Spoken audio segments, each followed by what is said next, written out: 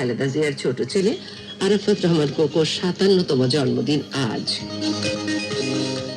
জিম্বাবুয়ের কারিবা হ্রদে যাত্রী বোঝাই ফেরি ডুবিতে নিহত অন্তত 44।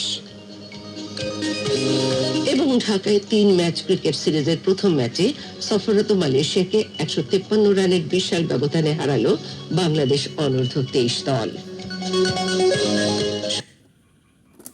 করিম সাল্লাল্লাহু আলাইহি সাল্লামের কাছে অবতীর্ণ হয়েছে, এমনটি আর কোন কিতাব হয়নি, যা আর কোন ধর্মগ্রন্থ যারা অন্যরা দাবি করে এরকম হয়নি।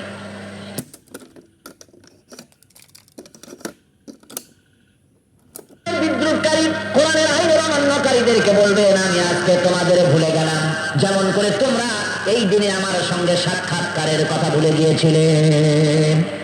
তোমরা যেমন আমার আজকের এই কিয়ামতের দিনের কথা যারা ভুলে গিয়েছিলে, আজকে আমিও তোমাদেরকে ভুলে গেলাম। এরপরে কি হবে?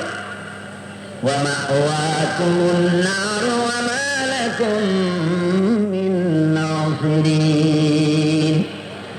আল্লাহ তাআলা বলেন, এরপরে এদের জায়গা হবে জাহান্নাম, আর এদের সাহায্যকারীও কেউ থাকবে না, জাহান্নামে চিরকাল থাকতে হবে।